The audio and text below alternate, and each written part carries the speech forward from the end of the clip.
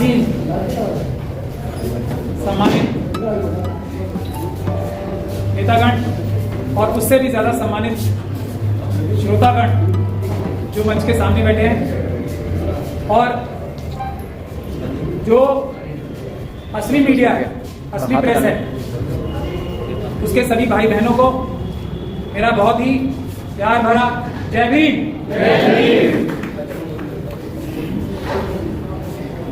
मैं नाम इसलिए नहीं ले रहा हूँ कि उसमें बहुत सारा टाइम चला जाता है, तो मैं माफी चाहता हूँ।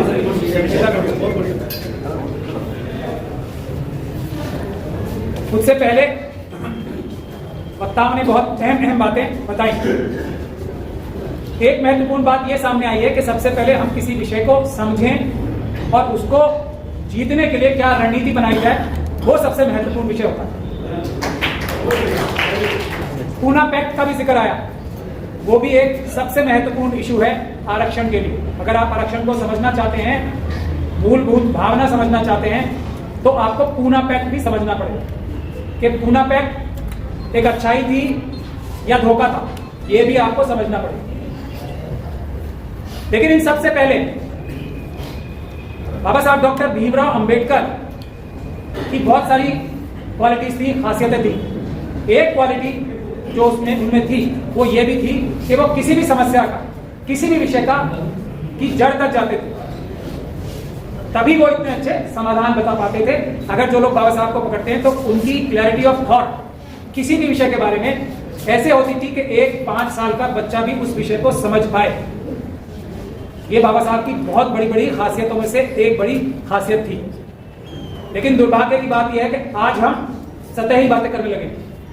बाबा साहब के अनुयायी तो मानते हैं हम अपने आप को, लेकिन जड़ तक नहीं जाते किसी भी विषय की, इसलिए भटक जाते हैं। संविधान की मूलभूत भावना को समझने के लिए हमें यह समझना पड़ेगा कि बराबरी और इंसाफ क्या चीज है, और किसी भी राष्ट्र में बराबरी और इंसाफ का क्या मतलब है, और बाबा साहब क्या चाहते थे ये संविधान बना के। क्या बाबा साहब ने जो इतनी मुसीबतें झेली, तो एक बात के लिए तो मैं अपने आप पे फख्र महसूस करता हूं कि बाबा साहब को संविधान गठन करने की समिति में पहुंचाने के लिए बहुत सारे कमियां मुस्लिम समुदाय में रही हैं, मुस्लिम समाज में रही है, लेकिन एक अच्छा काम ये किया कि उनको संविधान गठन करने वाली कमेटी ने, मुस्लिम कम्युनिटी ने पहुंचाया, जब मनुवादी मानसिकता ये चाहती थी कि ये व्यक्ति अंदर ना पहुंचे। चेयरमैन बनाने की तो बात दूसरी, लेकिन वो चेयरमैन भी इसलिए बने क्योंकि सब लोगों का दबाव इतना था कि इनके अलावा किसी को मानने कोई तैयार नहीं था। किसी ने बाबा साहब के ऊपर कोई एहसान कभी नहीं। चेयरमैन बनने के बाद आप सोच सकते हैं कितनी परेशानियां आई होंगी। जिस व्यक्ति को अंदर नहीं जाने देना चाहते थे, उस वक्त व्यक्ति को काम करने दिया होगा क्या आराम से, जो चारों तरफ लोगों ने घेर रखा। उसके बावजूद भी ऐसा संविधान जिसमें इंसाफ बराबरी के लिए बहुत सारे टूल्स मौजूद हैं, बहुत सारे रास्ते मौजूद हैं, अकेले उस इंसान ने सिर्फ चंद मुट्ठी भर अपने साथियों के साथ मिल जो काम कर दिखाया, तो हम उसको सिर्फ अपने फायदे के लिए इस्तेमाल नहीं कर पा रहे, ये समझने का विषय है। तो अब मैं इस बात को कहने के बाद आप लोगों से ये नम्र निवेदन करना चाहता हूं कि हमारा राष्ट्र यानी कि नेशन होता क्या है, उससे समझ में आएंगी आरक्षण के विषय। किसी भी राष्ट्र का कॉन्सेप्ट जो होता है वो ये होता है, पहले जमाने में तो राजा का ही सब कुछ होता था, राजा की जगह जनता आ गई। तो किसी भी राष्ट्र की जो भी संपदा है, जमीन के नीचे, समुद्र के अंदर या आसमान की ऊंचाइयों तक, कहीं तक भी, जमीन के ऊपर, जमीन के नीचे और आसमान की ऊंचाइयों तक जो भी कुछ है वो इस देश की जनता का बराबर हिस्सेदारी है। उसको हर एक व्यक्ति जो इस देश का बाशिंदा है उसकी बराबर की मिल्कियत है, वो मालिक है उसका। ये है मूलभूत भावना। अब आरक्षण क्या है? आरक्षण ये है कि हजारों साल से जो बेईमानी होती आ रही थी कि बहुत सारे लोगों का हक कुछ लोग चुरा के, लूट कर, धोखा दे के खा रहे थे, उसको वापस उन लोगों तक पहुंचाना, ये कोई एहसान कर रहा है क्या किसी के ऊपर? ये जो चोरी हो रही थी उसको ठीक करने का विषय है आरक्षण। जो चोरी हो रही है आज तक उसको ठीक करने का विषय है, क्योंकि किसी भी और तरीके से जिस समाज में एकलव्य आता है, जिस समाज की जो सिस्टम है उसमें एकलव्य का उदाहरण होना, तो उसमें किसी भी व्यक्ति को जो होनहार है, जो ईमानदार है, जो मेहनती है उसको अंदर आने से रोका जाता है। ये बुनियादी मूलभूत भावना है आरक्षण की जरूरत। अब आप समझिए कैसे। एक बात ये कही जाती है कि आरक्षण जो है हम कमजोर लोगों को, जो लोग ज्यादा समझदार नहीं है, उनकी मदद करने के लिए आरक्षण दिया जाए। इससे बड़ा झूठ, इससे बड़ी बेईमानी, इससे बड़ा धोखा कुछ हो ही नहीं सकता। ये केस होता हमारा एम्स का, सुपर स्पेशलिटी का, तो हमारे सामने अगर जानते होंगे, उसमें मैंने ये आर्गुमेंट की थी जिसकी वजह से प्रमोशन में रिजर्वेशन एम्स में और सुपर स्पेशलिटी में एडमिशन बचा था, नहीं तो सुप्रीम कोर्ट से फैसला होता। ये जो मैंने आर्गुमेंट वहां की थी वो मैं आप लोगों के सामने पेश कर रहा हूं। आरक्षण समझने के लिए सबसे महत्वपूर्ण बात यह है कि आरक्षण किसके ऊपर एहसान है, आरक्षण किसके लिए अच्छा है। क्या आरक्षण देश के लिए अच्छा है या आरक्षण देश के लिए बुरा है? क्या आरक्षण एफिशिएंसी के लिए, अच्छा काम करने के लिए जरूरी है या आरक्षण उसके लिए बुरा है? ये पहली बुनियादी बात हमें समझने की जरूरत है जो मैंने आर्गुमेंट भाग। हमारा देश इतनी संपदा है कि अंग्रेजों के आने से कुछ साल पहले तक पूरी दुनिया का जो एसेट्स थे, सरमाया, वो 27% भारत के पास सबसे ताकतवर देश था अंग्रेजों के आने से। मतलब इसका क्या हुआ कि हमारे देश में समर्थ इतना है कि वो देश दुनिया का सबसे धनी देश बन सके। ये हमारी समर्थ है, हमारी जो संपदा है उसकी वजह से और हमारे लोगों की मेहनत की वजह से। मेहनत भी इन लोग मेहनत कौन करते हैं? जो ब्राह्मण क्षत्रिय वैश्य यानी कि मनुवादी मानसिकता के नहीं होते, उनकी मेहनत से और हमारे देश की संपदाओं से देश, हमारा देश जो समर्थ है उसका दुनिया का सबसे ताकतवर और दुनिया का सबसे ज्यादा धनी देश होने का सामर्थ्य, कैपेसिटी, कैपेबिलिटी हमारे देश में है, इनबिल्ट है, इसमें किसी की जरूरत नहीं। अब आजादी के बाद से 90 से 95% लोग और 100% कौन लोग हैं उस जगह पे जहां से चीजें कंट्रोल होती हैं, जहां से दिशा निर्देश तय होते हैं। 90 से 95 हर जगह और 100% कौन लोग हैं जी। और इसके बाद हमारा देश किसी भी ह्यूमन इंडाइस पे आप देखेंगे, किसी भी पॉवर्टी के, विमेंस वेलफेयर के, एजुकेशन के, किसी भी ह्यूमन इंडाइस पे देख लीजिए, किसी भी डेवलपमेंट के, किसी भी नतीजा 206-7 जितने भी देश हैं उसमें से हमारे देश का संख्या नंबर आता है 150, 170, 200, 198। क्यों आता है? देश में इतनी जान है लेकिन नतीजा ये कम क्यों आ रहा है? क्योंकि इनएफिशिएंट लोग, क्योंकि बेईमान लोग, क्योंकि करप्ट लोग, क्योंकि ऐसे लोग जिनमें समर्थ नहीं है, वो 90 से 100% जगहों पे बैठे हैं। ये वजह है। तो अब मैं आप लोगों के सामने, मैंने सुप्रीम कोर्ट के सामने भी सवाल रखा था, इसमें बहुत जबरदस्त झगड़ा हुआ था, जैसा आमतौर पे इन केसेस में हर जगह मेरा होता है। जिस बात का तर्क नहीं होता उसमें लड़ने आ गए। तो मैंने कहा जब इसका मतलब क्या हुआ, जो हमारे SC, ST, OBC और माइनॉरिटीज के अलावा जो भी लोग हैं वो इनएफिशिएंट हैं, वो करप्ट हैं, वो बेईमान हैं, उनको कुछ करना नहीं आता, यही तो इसका नतीजा है। लॉजिकल बात है ना, कोई लॉजिकल बात तो कर नहीं रहे। दूसरे एंगल से देख लीजिए, हमारे देश का GDP में हमारे देश के लोग बता रहे हैं, जो हमारे बड़े बड़े सरकारों में बैठे हैं, कि तीसरी सबसे बड़ी इकोनॉमी, 5वीं सबसे बड़ी इकोनॉमी, मतलब GDP इतना ज्यादा। पैसा तो है, क्या कहा रहा है? जो हजारों साल से जहां जाता था 1 से 2% लोगों के पास जा रहा है। किनका हक मार के? जो मैंने बुनियादी बात कही, हम सब बराबर के मालिक हैं, देश की संपदा पे हमारा हक है, तो सबका हक छीन के, चोरी करके, डकैती डाल के अपने पास ले जाके और देश को कमजोर किया जा रहा है साहब के साथ। दोनों तरह से नुकसान हो रहा है।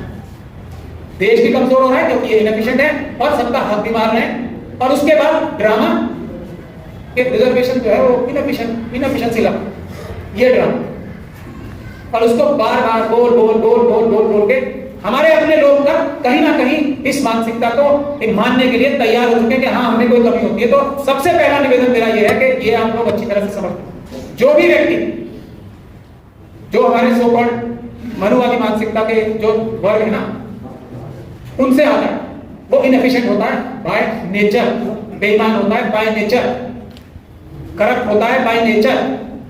उनमें एक्सेप्शन होती है कुछ, 2, 4, 5, 10% होती है।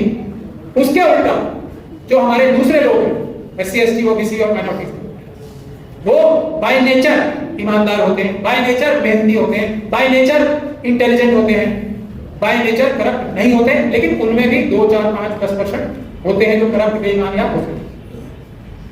तो ये बात अगर हम अपनी पूरी तरीके से विश्वास करके अपने अंदर पहले विश्वास पैदा करेंगे और इस तरीके से डील करना शुरू करेंगे। कोई भी अगर हमें ये कहता है कि हम तुम्हें आरक्षण दे रहे हैं तो हम देश का नुकसान करके दे रहे हैं या एफिशिएंसी कम करके दे रहे हैं, तो उसको जवाब ये देना और सबसे पहले अपने मन में ये मानना कि आरक्षण की वजह से ही जो देश थोड़ा बहुत बचा हुआ है ना, नहीं तो ये लूट के सब बाहर चुके होते, बचा हुआ है सिर्फ तो आरक्षण की वजह से कि कहीं ना कहीं कोई ना कोई हमारा कहीं ना कहीं किसी पद पे बैठा है जो ये लूट के डकैती मार के भागना चाहते हैं, कहीं पकड़। ये सच्चाई है, हम इसको साबित कर सकते हैं। हमने सुप्रीम कोर्ट में भी साबित किया और हम किसी भी लेवल पे जाके किसी भी प्लेटफॉर्म पे ओपन डिबेट करने को तैयार हैं इस बात के लिए। ये जेनेटिक्स है, ये साइंस है, इसमें हम कोई मंतक या इलॉजिकल बात नहीं कर सकते। इसका डेटा निकाल के हम पेश कर सकते हैं, हमने किया भी, बहुत सारे हमारे लोगों ने किया भी। तो अब सॉल्यूशन, आरक्षण बाबा साहब का पहला आइडिया नहीं था, ये प्लान बी या मजबूरी में, क्योंकि हमारे लोगों ने बाबा साहब का साथ नहीं दिया, इस वजह से मजबूर हो गए बाबा साहब को मजबूरी में, और उनको इमोशनल ब्लैकमेल किया गया इतना ज्यादा कि तुम्हारे लोग मार दिए जाएंगे, राइट्स शुरू हो जाएंगे उनके खिलाफ, तो तुम जो है पूरा पैक मान लो। वरना बाबा साहब का जो ओरिजिनल आइडिया था, बुनियादी आइडिया था, जिसकी जितनी संख्या भारी उतनी उसकी हिस्सेदार, क्या कि जो भी प्रजा है वो इस देश के सभी चीजों के बराबर की मालिक है। तो अगर शेड्यूल कास्ट कम्युनिटी 17% है तो इस देश की हर एक चीज पर 17% वो मालिक है। उसका तरीका क्या होगा? जब अपने लोगों को जिता के भेजेंगे। जब जो जीत के जाएगा उसे पता होगा कि मैं सिर्फ और सिर्फ किसी पॉलिटिकल पार्टी के टिकट की वजह से नहीं जीतूंगा, मैं सिर्फ और सिर्फ अपने लोगों की वजह से जीतूंगा। अगली बार अगर मुझे जीतना या जीतने के बारे में ख्वाब भी लेना है तो अपने लोगों को खुश करके रखना पड़ेगा। वो होती है असली रिप्रेजेंटेटिव डेमोक्रेसी, जिसको नहीं होने दिया। वरना इस देश में समस्या कुछ नहीं होती, क्योंकि समाधान एक ही है कि जब ईमानदार लोगों की सरकार आएगी, SC, ST, OBC और माइनॉरिटीज के लोगों की सरकार आएगी तो सब अच्छा हो जाएगा। ये है फाइनल सॉल्यूशन। क्यों? इसमें देखिए, और इतना आसान भी होगा क्योंकि 1, 2, 3% लोग 97% हिस्सा दबा के बैठे हैं। तो हम लोगों को अपने आपस में से लोग नहीं मिलेंगे, इतने पोस्ट और इतनी जगहें और इतने बिजनेस, इतनी और हर जगह इतनी जगहें बन जाएंगी, हम लोगों को ढूंढते लोग नहीं मिलेंगे। तो ये था बाबा साहब का ओरिजिनल आइडिया। अब उनको किस तरीके से, किन विपरीत परिस्थितियों इसके लिए मजबूर होना पड़ा, उसका नतीजा ये है कि 131 मेंबर ऑफ पार्लियामेंट, मैं अपने मुस्लिम समाज में जहां भी जाता हूं इस बात का उदाहरण देता हूं कि शेड्यूल कास्ट, शेड्यूल ट्राइब की हालत आज भी, बावजूद इसके कि 131 MP हर बार पार्लियामेंट में जाते हैं, जो हालत है देख लो, इससे काम होने वाला नहीं। हम अगर इसकी बुराई अपने लोगों पे डाल जो जीत के जाते तो वो भी किसी हद तक तो ठीक है, लेकिन ज्यादा हद तक ठीक नहीं। उसका भी मैं एक एग्जांपल देता हूं। जो काम हमारे देश के SC, ST, OBC और माइनॉरिटीज ने बाबा साहब के साथ, किसी ने कम किसी ने ज्यादा, उनका साथ नहीं दिया, वही आज भी हमारे जो मजबूरी में पॉलिटिकल पार्टी से जीत के लोग जाते हैं। आज मैं, चलिए बैठे हैं हमारे मंत्री जी, उसी का उदाहरण देता हूं अभी, और मैंने ये देखा है और मुझे दिल पे नशा की तरह बात करती है। अभी इनके मुख्यमंत्री यहाँ आ जाएं तो इनको छोड़ के आप सब उनसे मिलने भागोगे, ये है एक बहुत बड़ी वजह। मैं आपको बता रहा हूं, अगर इसी को ठीक कर लेना, बड़ा नेता आ जाए किसी पार्टी का, हम अपने जो हमारा नेता है, चाहे अच्छा है बुरा है, चाहे वो उन्हीं की जेब से निकाला हुआ आदमी है, गौतम बुरा मैं सच्चाई बोल रहा हूं दिल से, चाहे वो उनकी जेब का व्यक्ति क्यों ना हो, उसको भी वो इस तरह नहीं देख सकते। अगर हम उस व्यक्ति के पास भी जाके इकट्ठे रहेंगे, भले कोई प्राइम मिनिस्टर आ जाए, रातों रात स्थिति बदल जाएगी। जो हमारे लोग किसी भी तरह से हमारे है ना, उनके दिल में वही है जो मैं बोल रहा हूं, चाहे वो बोल पाए ना पाए, हालात के जिम्मेदार मैं ये समझता हूं 75% हम लोग हैं। उसकी वजह मैंने एक छोटी सी बता दिया। गांधी जी के पीछे हमारे लोग गए थे बाबा साहब को छोड़ के, ये जो ज्यादती हमने की है ना बाबा साहब के साथ, उसका अंजाम हम भुगत रहे हैं, उसका अंजाम भुगत रहे हैं अपने आप के, अपने बुजुर्गों के गिरेबान में। अपने बुजुर्गों से हमें पूछनी चाहिए, आज भी वही कर रहे हैं फिर हम। ये है बुनियादी वजह और बुनियादी सॉल्यूशन। जब तक के हमारी रिप्रेजेंटेटिव गवर्नमेंट नहीं आती तब तक हमें अपने लोगों से बात करना है। अगर XYZ मंत्री जी यहाँ बैठे हैं, गौतम साहब, नहीं जाए किसी से मिलने चीफ मिनिस्टर से, इनके पीछे रहें, इनसे कहें। मैं आपको बता रहा हूं, मुस्लिम और शेड्यूल कास्ट कम्युनिटी ने मिलकर इस दिल्ली सरकार की 80% से ज्यादा सीटें जिताई। सबको पता है कि अगर दो मंत्री हैं ना हमारे, एक बैठे हैं और एक इमरान साहब, ये हमारे फेसिस हैं, इनको सबसे ज्यादा इंपॉर्टेंस मिलनी चाहिए। अगर दिल्ली का मजबूरी का एग्जाम्पल दे रहा हूं, हर जगह यही हालत है, तो ऐसा ना समझे कि मैं किसी पार्टी के लिए बोल रहा हूं। किसी भी स्टेट की बात बता दे मुझे, किसी भी पॉलिटिकल पार्टी की बात बता, यही है, बिल्कुल यही हो रहा है जो यहाँ। अगर हम दोनों मुस्लिम समाज मिलके और शेड्यूल कास्ट समाज मिलके बाकी सब लोगों से मिलना बंद कर दे, सिर्फ अपनी गुजारिश, अपनी रिक्वेस्ट, अपनी जो भी हमारी बच्चा है, इन्हीं के कपड़े फाड़े और इन्हीं से गुजारिश करें, रातों रात स्थिति बदल जाएगी। अरविंद केजरीवाल जी और अपने लोगों के पास जाएगा, भैया बताओ बचाओ। ये एक कमी है हमारी, इसको दूर करने बहुत सारी समस्याएं हैं। अब क्योंकि टाइम भी लिमिटेड है, लेकिन मुझे अपनी बातें भी सारी रखनी है। सॉल्यूशन का एक और तरीका, ये भी टेम्परेरी तरीका है, ये परमानेंट सॉल्यूशन नहीं है। परमानेंट सॉल्यूशन मैं बता चुका हूं, जब अपनी सरकारें आएंगी जब भी परमानेंट सॉल्यूशन है, नहीं तो नहीं। परमानेंट सॉल्यूशन से पहला दूसरा सॉल्यूशन, हम लोग डिपेंडेंस जो है जुडिशरी पे बहुत ज्यादा कर रहे हैं। मैं वकील हूं, मैं उसके बावजूद ये बात, जुडिशरी पे हमारा अथाह विश्वास होना भी चाहिए, सिस्टम है हमारा, बाबा साहब पढ़ना है। लेकिन 4 सुप्रीम कोर्ट के जज खुद आके कह चुके हैं, जो कि किस मानसिकता के आप जानते हो कि हम पे दबाव है, जनता सामने आए और हमें बचाए, प्रेस कॉन्फ्रेंस करें। उसका दूसरा एग्जाम्पल मैं देता हूं आपको।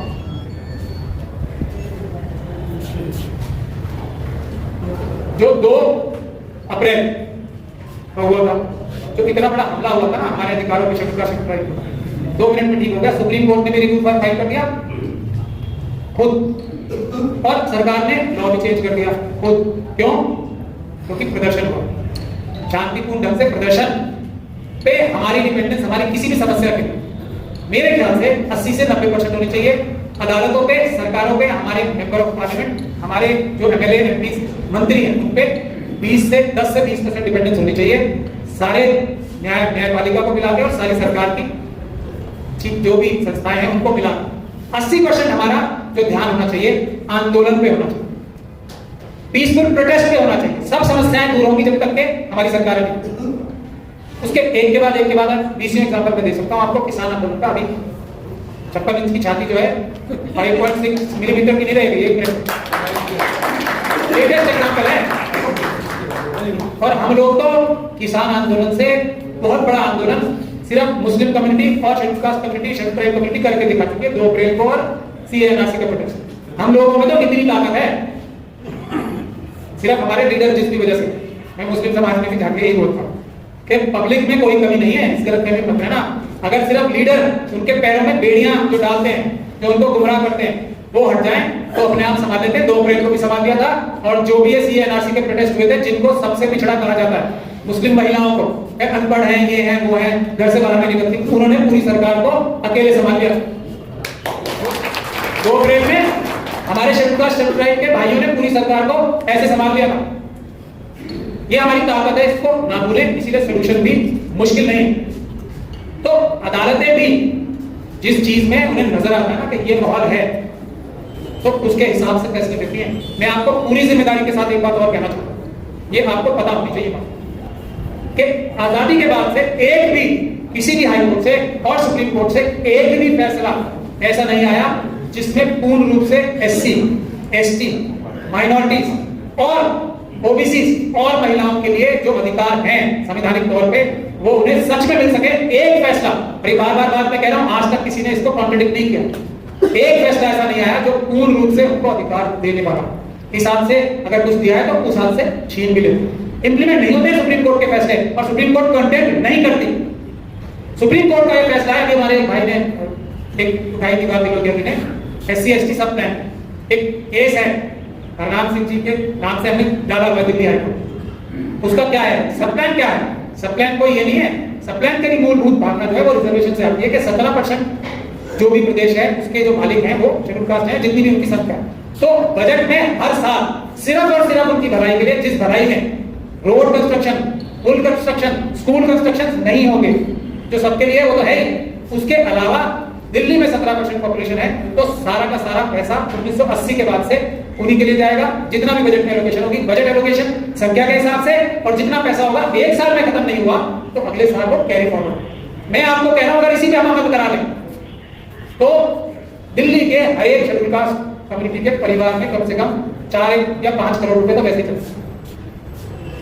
इतना हमारा पैसा उधार है सरकारों का, पूरे देश में यही। तो हम लेकिन संगठित होकर कुछ तो करें। अब करें कैसे? एक तो है हम इलेक्शन में वोट देते हैं, हमें ऐसे हालात पैदा करने हैं जिससे हमारे लोग जो जीत के जा रहे हैं किसी भी पार्टी से, उनकी आवाज अपनी पार्टियों में बने। वो कैसे बढ़ेगी? हमें सामाजिक तौर पे जो भी हम उम्मीद करते हैं किसी भी सरकार से, किसी भी एमएलए से, किसी भी एमपी से, इतनी शक्ति होनी चाहिए हमारे संगठनों में कि हम वो बगैर सरकार की मदद से तत्काल संविधान की सुरक्षा सड़क पे जाके कर सकें। अगर कोई व्यक्ति हमारे साथ ज्यादती जुल्म कर रहा है, कोई हमें सरकारी अफसर नौकरी नहीं दे रहा, इंटरव्यू में एकलव्य बनाना चाह रहा है हमारा, तो हम मौके पे पहुंचे इकट्ठे होकर लोग और उसकी मदद करें वहां पे उसी वक्त पर, मजबूर करें हर एक अधिकारी को कि वो संविधान और कानून के हिसाब से चलेगा। अगर हम इतना भी करने में कामयाब होते हैं तो हमारे जो इलेक्टेड लोग जाते हैं उनको अपनी सरकारों में मजबूती मिलेगी, अपनी पार्टियों में मजबूती मिलेगी, और हमारे लोगों को हर वो एक प्रावधान जो कागजों पे मौजूद है जिसका फायदा हमें नहीं मिल पा रहा, उसका फायदा हमें तुरंत मिलेगा। उससे एक सबसे बड़ा फायदा ये भी होगा कि आज हमारे लोग, चाहे वो SC ST के हों या माइनॉरिटीज के हों, खासतौर उनको वोट देने का भी खुला अधिकार नहीं है। अगर उन्हें आज बूथ वाइज पता लग जाता है किसने किसको वोट, अगर वोट कहीं और देते हैं तो बाद में बचाने वाला नहीं मिलता, उनके साथ कितने जुल्म होते हैं। तो ये जो संगठन बनेंगे ऐसे जो मौके पे उनकी हिफाजत कर सकेंगे किसी भी प्रकार के अत्याचार से, तो उससे उनकी फ्री एंड फेयर इलेक्शन में वोट देने की भी ताकत बढ़ेगी, अपनी जो जुल्म और ज्यादती होती है उसको रोकने की भी ताकत बढ़ेगी। उसके लिए सबसे जरूरी है कि हम एक तो जैसे अभी एक केस हमारे दिल्ली में भी चल रहा है, हम एडहॉक टीचर्स की बात कर रहे थे और एडहॉक अपॉइंटमेंट्स की बात कर रहे थे। दिल्ली में डॉक्टर रितु सिंह का एक केस है, उसके साथ दिल्ली यूनिवर्सिटी इसलिए ज्यादती कर रही है कि वो एक ऐसी दलित महिला है जो इंफीरियरिटी कॉम्प्लेक्स लाती है हमारे सो कॉल्ड जो अपने आप को अपर कास्ट में पता नहीं क्या क्या बोलते हैं, मुझे तो याद भी नहीं रहता कैसे कैसे झूठा टटोरा पीट के अपने आप को अच्छा और ऊपर बताना चाहते हैं। तो उनको उनसे ज्यादा अच्छी है, वो उनसे ज्यादा पढ़ी लिखी है, उनसे ज्यादा अपने सब्जेक्ट में अच्छी है, तो उसको सिर्फ इस बात के लिए प्रताड़ित किया जा रहा है कि तुम जो हो SC जैसी दिखती क्यों नहीं, तुम जो हो SC जैसी जो उनके मन में विचार है वैसी बोलती क्यों नहीं, तुम जो वैसे क्यों नहीं बिहेव करते। इस वजह से उसके साथ अत्याचार हो रहा है। तो हमारे समाज को इस प्रकार के इंडिविजुअल केसेस भी पकड़ के और सरकार की नाक रखवानी चाहिए, चाहे वो कोई भी सरकार, इंडिविजुअल केसेस। ये तीसरा सोल्यूशन है। और इन सबका टूल क्या होगा, हमें एक टीम बनानी पड़ेगी। हम हर दिन मैं जाके हर जगह रिक्वेस्ट कर रहा हूँ, हमने भी एक संस्था बना रखी है मिशन सेफ, उसमें हम यही तत्काल संविधान सुरक्षा हर लेवल पे जाके मदद करना चाहते हैं। जमीन पे लोगों की कोर्ट में जाने की जरूरत ही ना पड़े, जमीन पे न्याय पीसफुल तरीके से, संवैधानिक तरीके से लोगों को मजबूर करना के कानून के हिसाब से चलो। उसके लिए सबसे अहम बात यह है कि हम जो लोग स्वयं एक लिस्ट बननी चाहिए हमारे लोगों की, हमारे संगठनों के पास, हर एक संगठन के पास एक ऐसी लिस्ट होनी चाहिए कि हम लोग गिरफ्तारी, जेल जाने के लिए कितने लोग तैयार नहीं, बेकरार हैं कि किसी तरीके से हमें जेल भेजो, आंदोलन करते हो। ये अगर एक हम लिस्ट बना लें तो मैं समझता हूं ये भी एक अच्छा सॉल्यूशन है किसी भी प्रकार की जो हमारी मुसीबत और दुख है उससे निकलने।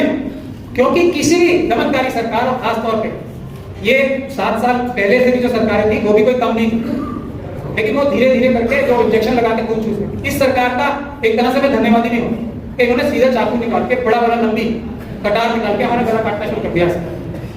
तो अब हमें दर्द हो रही है तो हम जा रहे हैं, तो मैं एक तरह से तो इनका धन्यवादी नहीं हूं। लेकिन पिछले 7 साल से पूरी खुलेआम ये मनुस्मृति को लागू करने के लिए और संविधान को खत्म करने के लिए काम कर रहे हैं। तो ये एक तरह से अच्छाई भी हम लोग जागे, और इस किसी भी इस प्रकार की दमनकारी सरकार एक ही रास्ता होता है, एक ही तरीका होता है, पुलिस और जेल। ये अगर हम तोड़ लें, इसको पार कर जाए, फिर ये कुछ नहीं कर पाए। जगह नहीं है जेल में, जगह नहीं है। हमारे लोग पीछे इसलिए हटते, तो जो लोग स्वयं जाना चाहते हैं वो अपने सभी संगठनों को वॉलंटियर्स दें कि हम जेल जाने के लिए प्लीज हमें जेल भेजो। ऐसा दूसरा, जो लोग स्वयं भी जाना चाहते हैं, मैं तो